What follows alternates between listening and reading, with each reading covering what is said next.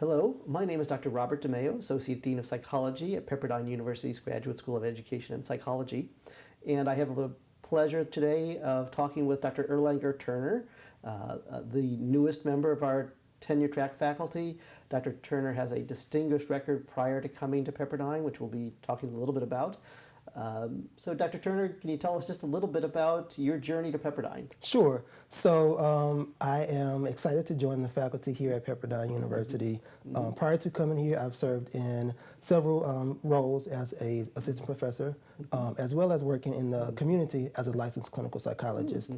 And in terms of my current work, I'm actually the incoming president for the Society for Child and Family Policy and Practice, which is Division 37 of the American Psychological Association. Wow. And I'm excited because that work really provides an opportunity for me to combine my work that I do in terms of clinical work as well as providing information related to policy and sort of shaping change within the community. Wow, that's fantastic. Can you tell the students who are watching, how did you find your way to psychology? Yeah, so my interesting journey to psychology, I always talk with my students about this, is that I actually started undergraduate majoring in pre-medicine microbiology because I was interested in going into medicine and being a pediatrician and working with children. So that's something that I've always enjoyed doing. And then I took a child psychology course, I believe my sophomore year of college, and then I just fell in love with psychology and changed my major. And so since then I started to do work and research related to children, primarily with disruptive behavior disorders and things like attention deficit hyperactivity disorder, and then continue my work into graduate school, looking more at understanding mental health use among ethnic and racial populations. And tell me some of the powerful learning experiences you had along the way in your graduate career, your postdoctoral career, and so forth.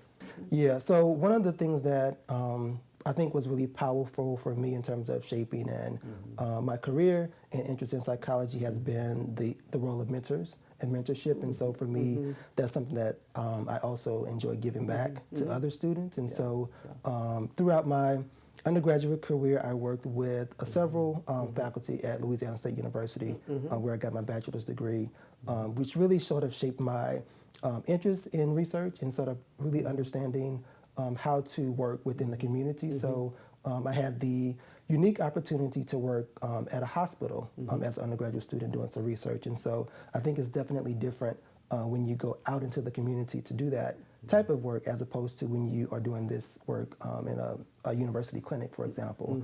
And so I think that has allowed me a different perspective in terms of how do you navigate challenges with conducting research in the community, but also how you can be able to use that sort of community-based perspective to really shape the questions that you ask and how you use that information to change clinical work, but also, you know, how do you shape different research agendas as well. And so that mentorship piece has really stayed with me throughout my graduate school and really sort of reaching out to others who do work, particularly with ethnic and racial populations, to understand how to better do that. Because as a field of psychology, I think we've sort of struggled as a field in terms of how we engage with conducting research with diverse populations. And so I've always wanted to do that in an ethical way, but also in a way that sort of highlights for the community sort of the importance of the work that we're doing. And so that has really been something that I'm passionate about and the work that I continue to do throughout, you know, graduate school as well as I've entered into the profession independently.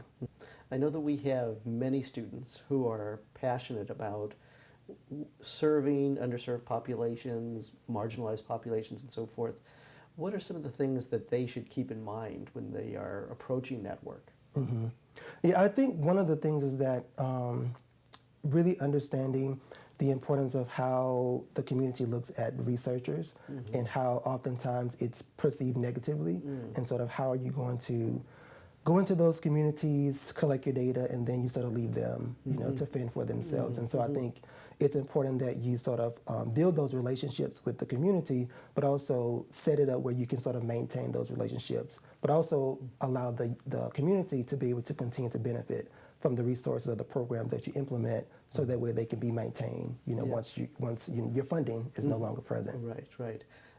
You know, one of the things we value here at GSEP are helping our students learn strength-based approaches. Talk a little bit about how that's relevant in doing this kind of work. Yeah, I think for me, one of the things in terms of specifically the African American community or the Black community is sort of how we use religion and spirituality as a strength. And so I think it's important for me in terms of my clinical work with sort of understanding how we foster that in our clients and also promote that and make sure that if it's important to our clients that we can be able to be supportive in terms of making sure that we integrate that into our clinical practice, but also understanding that not every client that identifies as African American sort of has a strong spiritual sort of background and religious basis, and so you don't want to make that broad assumption about that client and sort of take that route when that's not something that's important to them. So I think it's really important that you really understand the importance of getting to know the client on an individual basis and really sort of fostering sort of what strengths are most important to them and how you can sort of use those to sort of engage them into the clinical work. But also understanding, I think, how that relates to mental health use. And so for me, one of my research areas is focused on understanding sort of the connection between religion and spirituality and how that may serve as a barrier to treatment use. And so for some communities, because of their strong connection to their faith, that oftentimes may be their primary source of support or only source of support. And so that may serve as a barrier for them actually working with a therapist or licensed professional to get help that they need. And so I think we have to use that as a way to sort of make connections with maybe community churches to really sort of foster understanding about sort of the connection between mental health and your overall well-being. That's really interesting. How do we help reduce the stigma around mental health services? Yeah, I think one of the things that is occurring that's really sort of shaping that conversation is the power of social media. And so I think being able to use those outlets as a way to talk more about sort of mental health and have conversations about stigma. I think the more that we talk about those things is really powerful in terms of shaping the narrative around those things. And the more that celebrities are getting more involved in sort of talking about and disclosing their own sort of mental health, I think it makes people feel more open about reaching out to seek services, but also it removes some of that stigma away from the negative label that comes when you have a diagnosis. Wow, that's great. Talk with me a little bit about what our students should understand about ethical uses of social media. As a psychological professional, how does one approach that in an effective and ethical manner? Yeah, so I think this is a conversation that I've sort of had with several colleagues in the last couple of months, but also something that I have sort of spoke with APA about in terms of my own work from the leadership perspective is that it's important to be ethical in your use of it. The challenge is that from the APA side and the professional side is that we don't have any sort of guidelines or rules about how to navigate that currently. So I think trying to understand as a individual and as a clinician when you are in those spaces that you should sort of wear that same hat in terms of sort of the ethical responsibility in terms of am I talking about issues and concerns that I have expertise and a background in. So if I don't have a clinical training or background in schizophrenia, then it probably is not best for me to sort of promote those types of messages and resources if I can't maybe speak to some of those. Because there may be times where the public in general may sort of reach out to you if you post messages that are related to some of those topics. So for me, it's really about sort of thinking ethically about sort of what's my background and training related to psychology and how can I use that to sort of leverage social media to promote those specific messages. Great, great. Any advice for students who are active on social media, things they should be thinking about as they're approaching becoming a psychological professional? Yeah. I think one thing is just sort of thinking about the image that you're presenting to the public. And so I think social media is great. It's powerful. It's a way to connect with people all across the world. And so if you are a professional or someone in training, you may want to think about what images are you promoting to potential clients. And so are those messages going to potentially hinder your relationship in terms of connecting with your clients if they see certain things that you may post? So I think sort of thinking about what images are you sort of presenting to the public in terms of how that's going to build those relationships? Yeah, very good. Tell us a little bit about the research that you've done. Yeah, so my work over the last 10 years since I began and finished graduate school has primarily focused in on looking at mental health use and help-seeking behaviors among ethnic and diverse populations. And so I've done work across a variety of different ethnic and racial groups.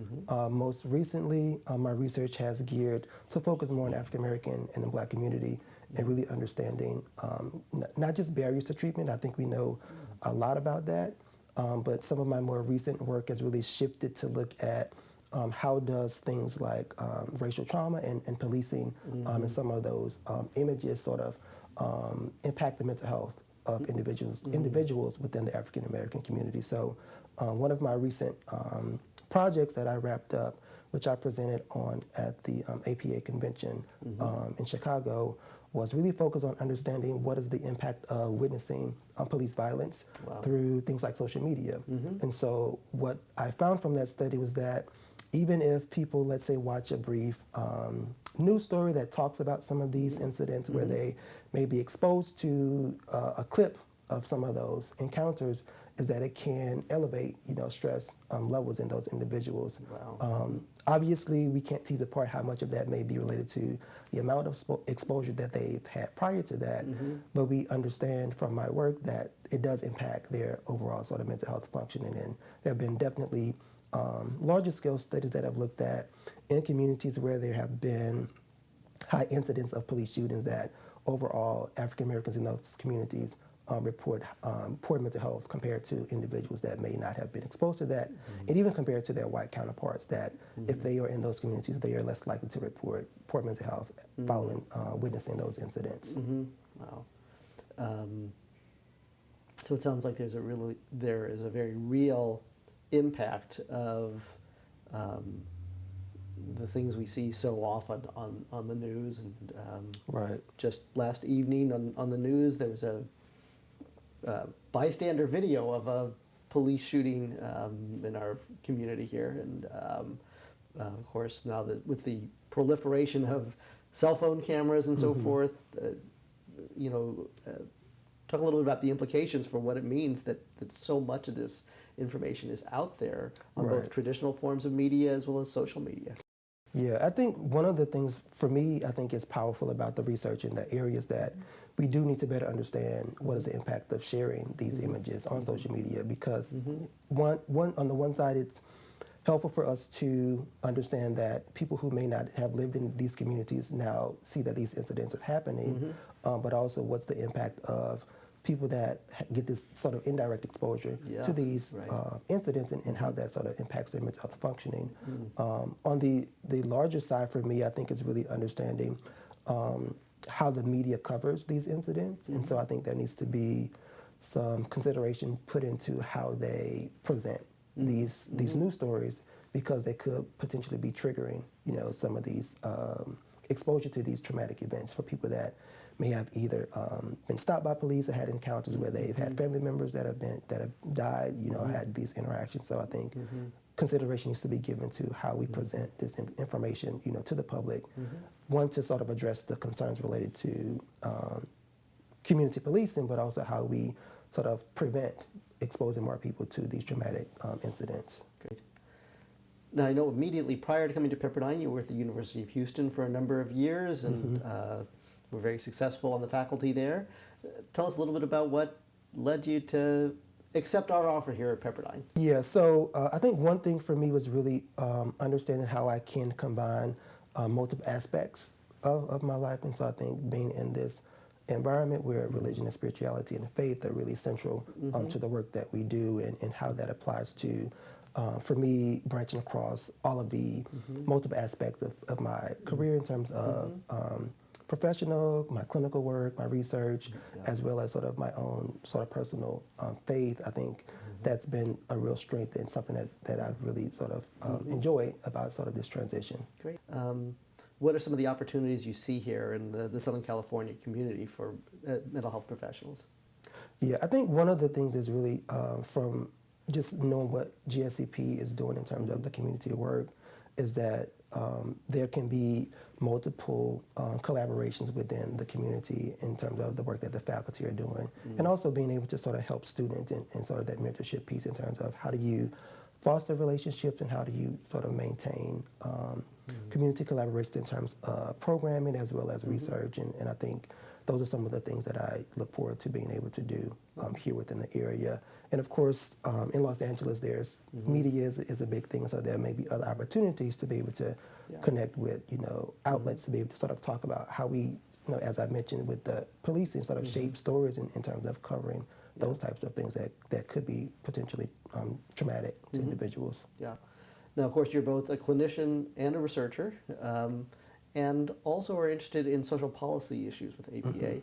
How did you, most psychologists don't think about social policy, so tell us about how that became an interest of yours. Right. So I think for me, I've always wanted to combine research and the clinical piece. So when I got into psychology and decided to pursue a PhD, it was more about how can I do the research because we needed more people doing that work, but how does that sort of shape the training and the clinical work that we do. And as I got more into the field, really just understanding how policy shapes a lot of things that we do. And so it really sort of shifted my trajectory in terms of being able to get more involved in not just using the research to engage clients and sort of do that clinical work, but also how does the research combine to educate policymakers about the work that they do and how we can, as psychologists, sort of shape some of the policy change. And so I was lucky to get involved within APA as a graduate student and had opportunities to go on the Hill and speak to congressmen and senators about psychology and sort of the benefits of things like graduate education and sort of funding issues that are related to getting diversifying the field of psychology, being able to more recently talk about sort of policing and sort of some of those incidents. And although I think when it comes to changing those policy levels, there's definitely a little bit more tension in terms of some of that work. But I think it's helpful to really sort of talk about the science behind those things, and the more that you can be able to expose policymakers to sort of the implications of the work that they do, then that sort of, for me, gets to a larger picture in terms of the betterment of society and mankind as a whole. And so that's sort of really why I'm passionate about sort of engaging in more policy work. Wow, that's fantastic. And I think something that's a real contribution to bring to our program, to have that kind of broader perspective is really, I think, going to be exciting for a lot of our students. What do you think, as a profession, we need to be doing a better job of?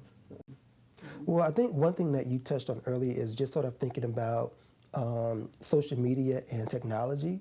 And I know that it's very challenging to make sure that you can touch on so many different areas, for students. But I think that we're really lacking in terms of thinking about how we provide some education to students in terms of how they can utilize and leverage those emerging technologies. And definitely technology changes quickly and often, and there's so many different platforms that I don't even understand how to use. But I think that as a field, we need to provide at least a little bit of more information for students in terms of sort of ethical use about these technologies, how they can be able to translate research into information to disseminate to the public and to the media, because I think that if the media doesn't understand how to talk about psychology and mental health, then they're going to use their own knowledge about those things, which may not be the most helpful in terms of communicating that information to the public. So I think that that may be another area that psychology can really sort of benefit to in terms of training students about how they can do that work and sort of integrate technology into the work that we do. Okay, great. Now, of course, as you know, many of our students are working adults who are juggling multiple responsibilities, full-time jobs, graduate school, family obligations, and so forth. Talk a little bit about how you balance the multiple roles you have, and what self-care strategies you found helpful? That's a hard question because I sometimes don't realize the amount of work that I do. So I think I'm probably not as intentional as I need to be in terms of self-care. But I think throughout sort of my graduate training, the importance of self-care has always sort of come up. And as I've gotten more into the profession, I think definitely self-care is important. And so I do try to at least make some active decisions about engaging in self-care. I think for me, one of the probably primary things that I try to do is engage in some sort of physical activity, and sort of health is important to me. So working out, going to the gym, running are sort of my primary sorts of self-care strategies. And so I think for anyone that is going to be working in a profession like psychology, you definitely have to figure out something that works for you, and everyone is different. So that may mean, just taking a break where you can spend some time with family, or if you have kids, making sure that you get some alone time, at some point as well. But I think that, trying to engage in those self-care strategies definitely helps with some of that. The other piece I think for me is organization is helpful to manage some of that self-care. So I think definitely people are different in terms of how they plan out their day or their week, but trying to make sure that you're intentional about organization, because I think that helps minimizes some of the stress when you sort of have a plan in place. So I think that's helpful as well. Yeah. Okay. Well, Dr. Turner, I'm so thrilled to have you on our faculty. You bring a wealth of clinical experience, research experience, social policy experience, and I know that our students are enjoying the opportunity to learn from you and to receive your mentorship, and so we're really thrilled to have you here at Pepperdine, and appreciate you making the journey to come here to Pepperdine. Great, thank you. Okay.